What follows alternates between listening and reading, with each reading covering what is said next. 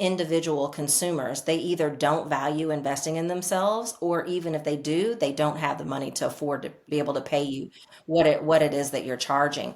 And so if we could just shift our perspective of, what if I took the exact same skill set that I'm selling this product or service to individual consumers, and I positioned it for larger companies, what could that do for me?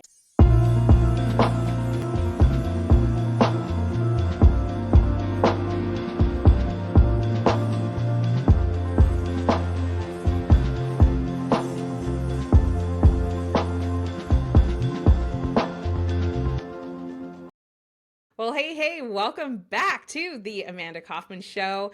And I'm so excited to have my avocado friend, Shayna Rattler Davis, join me here in the studio. Hey, Shayna, welcome to the show. I'm so happy to be here. Now they're probably wondering, like, what the heck is an avocado friend? So we've got to tell them a little bit We've, about where yeah, that came from. you know what that was? That was a hook. So we'll tell you about the avocado right after I tell you a little bit about my friend Shayna. So Shayna is Awesome. actually an income and influence strategist, and she's not known as the avocado friend. She is known as a media and money mentor. And Shayna leads a dynamic multimedia and training company dedicated to helping ambitious women own their influence and elevate their income.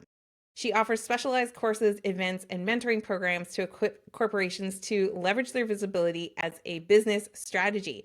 So, as the host of a podcast ranked in the top 3% globally, Shayna brings a wealth of experience, including speaking and training at some of the top companies in the world, securing sponsorships for celebrities, as well as guiding entrepreneurs in landing significant business deals. And she has received multiple awards. She's published several books and been featured in over 500 media outlets. And the reason why she's my avocado friend is because we are in a business incubator together. And I was telling one of my off the wall stories, as I do, and it did feature avocados. And when Shayna saw me next at this incubator, she walks up and she hands me an avocado, and I just about died on the spot. It was incredible. So, Shayna, you've got one heck of a resume, but I just have to add to it. You know how to catch some attention, and you are just one of those built-in friend kind of people, and I really love that about you.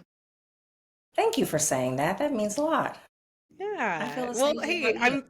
I'm so excited that you're here on the show.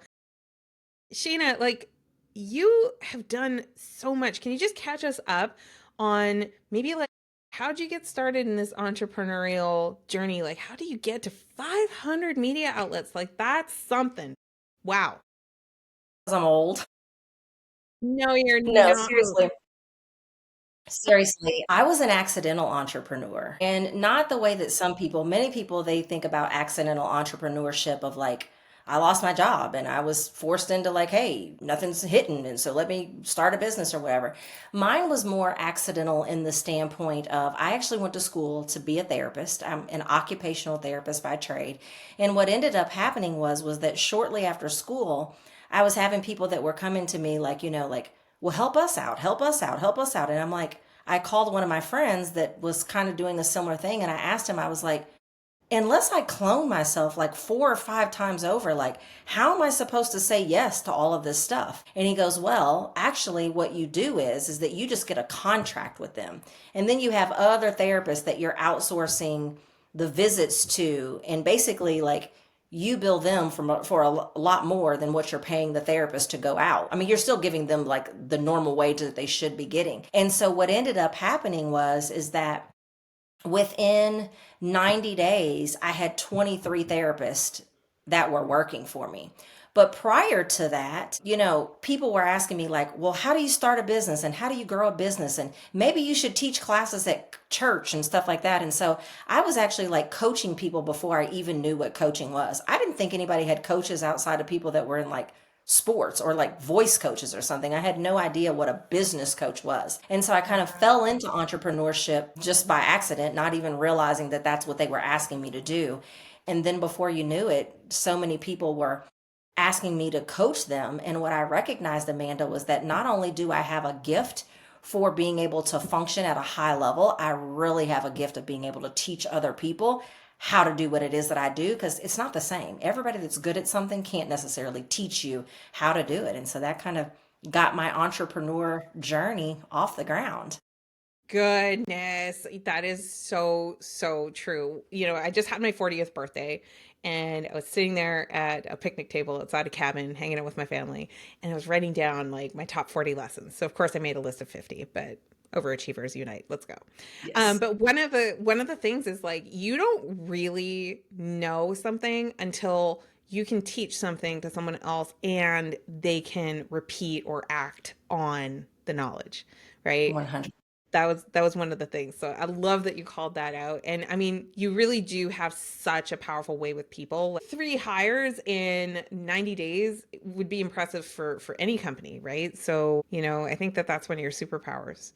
So, you business coach, you help people to build their influence. I'm just so curious, like, what do you think is the number one thing or the number top three things that a lot of entrepreneurs, maybe even unknowingly, are not doing that they really could be doing that could really boost their influence? Stepping over dollars to get to dimes. As coaches, how many times have we had the conversation with someone like, I'd really love to work with you, but I just can't afford to pay you that. Like, even if you give them a payment plan and you bring it all the way down, like, so oftentimes when we're only selling our coaching services, and I'm assuming that the bulk of your audience are coaches, so that's why I'm using strictly that lens. But if you happen to be listening to this and you're in business in any kind of way, oftentimes what happens is that if you're only selling to individual consumers, they either don't value investing in themselves, or even if they do, they don't have the money to afford to, They to don't be have the able to pay you capacity. what it is that you're charging. And so I think many of us, if we could just shift our perspective of, what if I took the exact same skill set that I'm selling this product or service to individual consumers, and I positioned it for larger companies, what could that do for me? And so I just want to share a little bit of statistic so that people can wrap their mind around the numbers of this. So many of us are, and the percentage may be different this many years later than when I first heard it, but I'm sure it's probably not too far off. But there's a stat that says that only 2% of small business owners ever break the $1 million mark. And many people are familiar with that quote or something similar. But here's the other part of the quote that almost no one tells you. But of those that do, 56% of their revenue comes from larger organizations. So what that says to me is that it's not impossible for you to break the $1 million mark if you're not selling to larger organizations, but you're going to be more likely to get to that $1 million mark because they, number one, they value investing in themselves, and number two, they have the money to pay you. And so I just think that many of us have not been taught, and I won't even get into the fact that most of the people that are out there teaching it, I can tell you by looking at their sales page that they have no idea what they're talking about in terms of teaching you how to do it. Gosh, I run into that one. Yeah.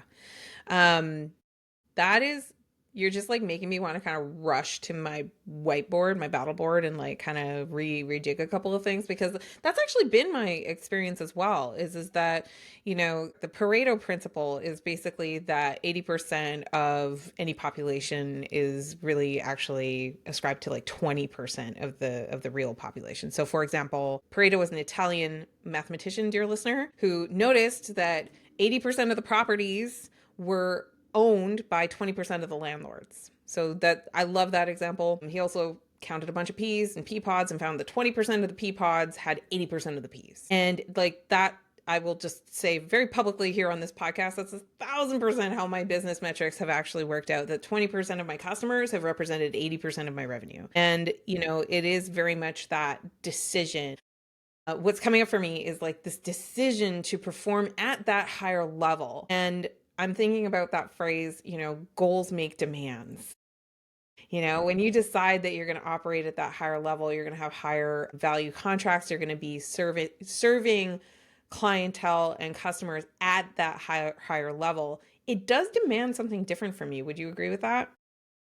I think it demands something different from you in terms of, oftentimes lack of confidence can creep in even more so because it's what you don't hear about the most. It's what you don't know about the most. It's not where your mind naturally goes. However, I do feel like if we really get into the nitty gritty of what it takes to do it, the process is still the same. You still have to have outreach, you still have to have conversations, your messaging still has to convey how what you offer is a solution to their problem. So much of it is not different. Like the sales cycle might be a little bit longer. You may have to talk to two people instead of one. But outside of some of those small nuances, there are more similarities to selling your stuff to larger organizations than there are differences. And when you have that aha moment, that's when you really go, well, what if 20% of my clients were larger organizations instead of consumers? What could that do, for my revenue?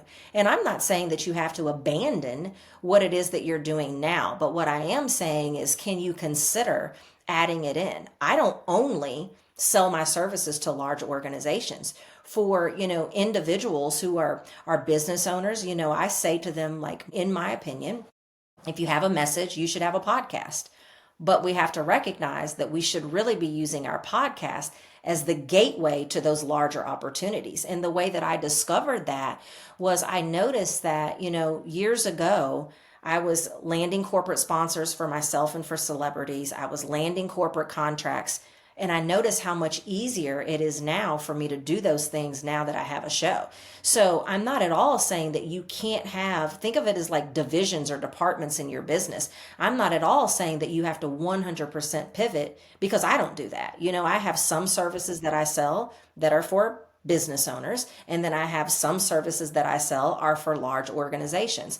And for the most part, it doesn't take me much more effort to land a corporate contract than it does for me to convince an entrepreneur to get into a $1,500 program.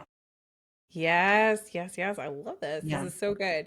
And I love how you're thinking about it too, as like revenue streams within the business. Like don't feel like you have to, cut off your nose to spite your face. But I think it is like a really good idea, especially at the time that we're doing this recording, 2025. In the coaching industry and entrepreneurs at large, I have been hearing endless complaints from entrepreneurs of like, like it's harder to sell. The things that worked before aren't working now. And what I love about your solution of like, hey, who else can you serve?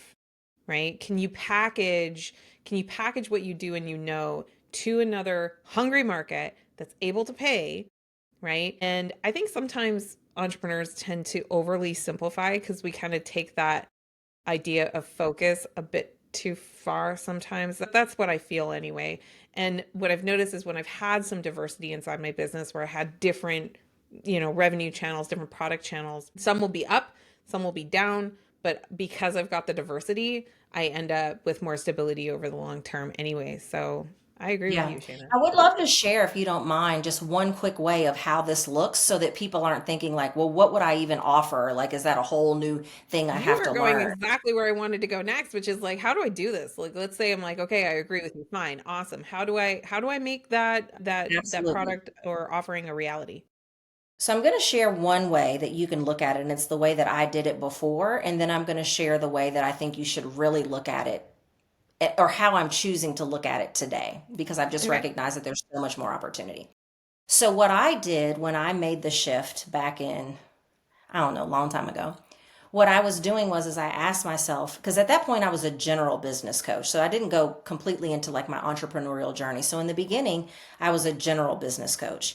Then I became more specialized, and I taught small business owners how to land corporate contracts and how to land corporate sponsors, because I had figured out that process on my own. I'd scabbed my own knees enough to let my losses be other people's lessons. And so what I did at that time, and neither one of these ways is wrong, I just want to show you two different ways that it can look. What I did at that time was I asked myself, because I was a general business coach, well, if I'm helping a business owner to be productive and effective and efficient, could I not just do that same thing for a corporate leader or a group of leaders? And the answer to that was yes. And so there Absolutely. was zero shift for the most part in what it is that I was doing. I was just now doing it with a new group of people. Now, what I do And what I really recommend that people do is create what I call a transcendent brand. Like, how can you brand yourself in a way that it easily transcends to all these different departments, if you will? And so I'll use myself for an example. You heard me mention like my strategy of podcasting. So when I decided at the end of last year to say, you know what, I want to go all in to teach a podcaster how they can land what I call the high five opportunities. Let me get in the video. High five. That's corporate contracts, corporate sponsors, major media appearances, high paid speaking engagements, and traditional book deals. That's what I think that we should do. I think that we should use the visibility of our show. And if you don't have a podcast, I'll translate this in your language in a second.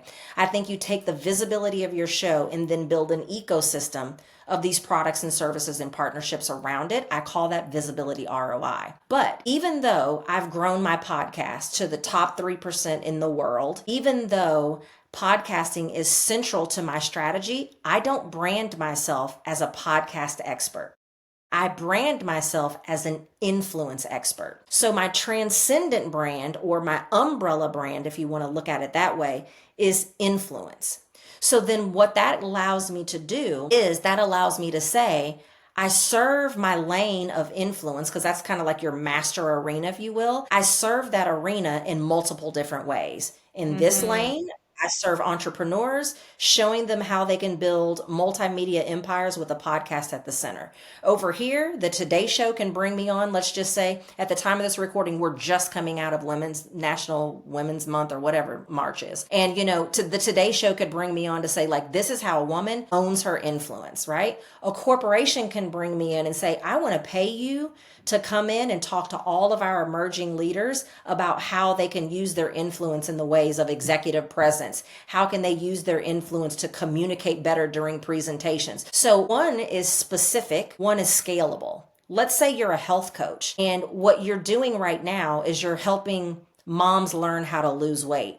Well, what if your transcendent brand was women's total well being? Because you don't have to stop serving the moms to teach them how to lose weight, but how can you look at women's total well being and teach corporations how their women can be more holistically successful? How can you be brought on to television to talk about those things? One is specific and one is scalable. And so those are the two different ways that you can kind of look at, how do I make that shift if I'm now open to the opportunity that there's bigger opportunities out there, and there's more scalable and predictable revenue streams that are out there than maybe what we've been doing in our coaching business to date.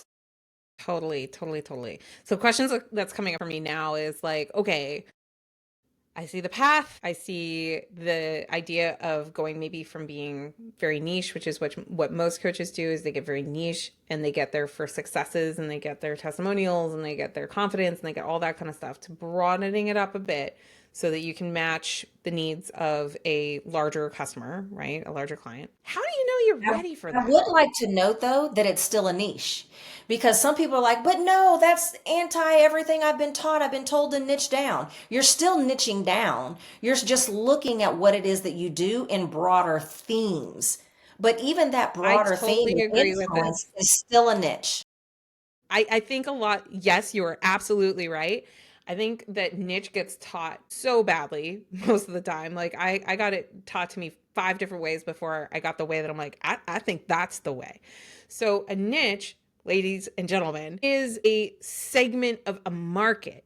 Okay, so it's representative of a group of people. So when you're moving to serving, say, corporations or academic, or nonprofit, and you were serving over here in the individual customer, you are changing niches, but it's still a niche because it's still a group that is characterized by a need, a demand that they have, that they're shopping for this thing. So it's a market and it's a subsection of that market. And you're changing your language and you're changing your positioning and your message to match the new niche. I think a lot of people teach niche as it's actually your specialty, like the thing that you're special at doing or a result that you like to create. But that's not a niche, and it gets taught all the time and it drives me crazy. So I'm really glad that you just called that out, because it's helpful to just know it's like, no, it's kind of like shifting an audience. You're shifting your audience, right? As opposed to your specialty or all the skills that you bring to bear. So my question is, Let's just say that somebody has been in business for a few years. They've gotten some reps. Like, can they just jump right in to serving the big fish, or Yep. should they get some reps, thinking about the niche and the direction of it. The thing about niche marketing, y'all, is because you can have multiple niches, right? Different groups that you're targeting with different messaging, same, and then have very similar product delivery on the back end. So Absolutely. do you think that it's better for somebody to get a lot of reps, maybe in a more targeted niche so that they're building their confidence before they go for the big fish, or should they go straight for the big fish? Not necessarily. I would say how well, we talked about the fact of like there's a difference between knowing how to do something and being able to teach what it is that you know. How Mm-hmm. proficient have you become in what it is that you're doing now?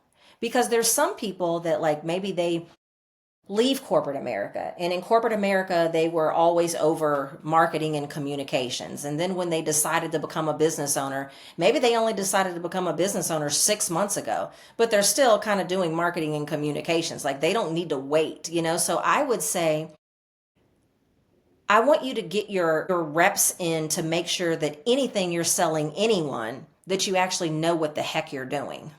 But if you know that you're able to get people results, you can, from the very first day that you're ever starting a business, to decide that I want nothing but corporate contracts, just like you can decide on the very first day of your business that I only want to work with whoever it is that you've decided.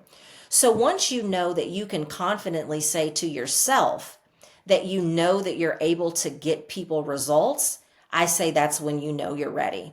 If you can't confidently say that you can get them results, then I'm going to ask you, are you really getting results for anybody that you're working with now? Ding, You know what I ding. mean? She said it. Oh my gosh. Yes. No, it's so true. It's so, so true. And that commitment to results and that commitment to getting your process, your skill set, your capability, like to me, that is the value differentiator. That's the thing that separates those that are going to have plenty of opportunity, lots of pipeline, big business, and those that are going to struggle, is because you're struggling. You know that you need to develop your skills, and you know that you need to develop in lots of different ways. And that's why entrepreneurship is risky and can be incredibly rewarding, right? Like the payoff is for the person who's going to persevere through that. I agree. So good. Shayna, what is the best way for people to follow you and find out what you're up to? I'm most active on Instagram, and I'm Shayna Rattler Davis over there, all one word, no underscores or any of that jazz. And so that's where I'm the most active at is over there on the good old IG. That's great. That's awesome. So, and we've got Shayna's website and her other links and everything available for you in the show notes. Shayna, thank you so much for such a fun and energizing conversation. Absolutely. Can I give your audience a free gift? Please. So, if you've been listening to this and you're like, I am a 100% heck yes, that I want to learn better how to do this, I actually have a paid resource that I want to give you for free. And so, what I've created, it's called the Influence Economy Playbook, because, like the name of my show, the name of whatever it is that I do in my business, I call it the influence economy because I believe that when we begin to treat our influence actually like an asset, we will realize that there's just this whole new era of success that is open to us. And so I want to teach you how to be successful in the influence economy. And so if you're listening to this and you're like, I totally want to figure out like what are the best ways to position myself to be able to get some of these high five opportunities, you can go to influenceeconomyplaybook.com. But you're going to want to use the code free. And let me just say this because there's always one person that doesn't listen to this and then they ask me for their money back. When you go to the page, the way e-commerce sites work, you can't offer anybody anything for free if they don't still put their credit card number in. So whenever you put in the word free, click on that little check mark that's next to it and it's going to zero it out and you're going to show that it's not going to charge you anything. Every single time someone does not do that, and then I always get an email and they're like, can I have my $47 back? You said this was free. Just follow the instructions. Type the word in free, go to influenceeconomyplaybook.com, type in the word free for the coupon code, hit the check mark. It's going to go to zero instead of $47. And I guarantee you, I'm never going to know what your credit card number is and you're never going to be charged. But you will get thousands and thousands and thousands and thousands of dollars of sophisticated strategy. You're going to get a visibility checklist that you can use every month, and you're going to get a visibility ROI calculator so that you can make sure that even if you don't go down the bigger organization, bigger check route, you can actually look at what are all the different things that you're doing in your business right now for visibility and determine whether or not it's giving you any return on investment. That is outstanding. Oh my gosh, that is so generous. Thank you so much, Shayna. You are a baddie. I really am so appreciative that we've crossed paths and Yes. gotten to know each other. I can't wait to have you back. I'm just going to put that out Yes. there. Can't wait to have you back. And so, hey, listener, if this was valuable for you, which I know it must have been if you're sticking around this long, go ahead and subscribe so that you don't miss another episode. And go ahead and share this episode with 2 or 3 of your friends who you believe in. You want to see them think real big for their business so that they can be really, really successful. And hey, if you take 30 seconds and leave an authentic review, it does help people decide whether they're going to spend time with us or not. And we really, really appreciate every single review that we get. Thank you so much for joining us, and we will see you on another show. Do what matters. Bye bye.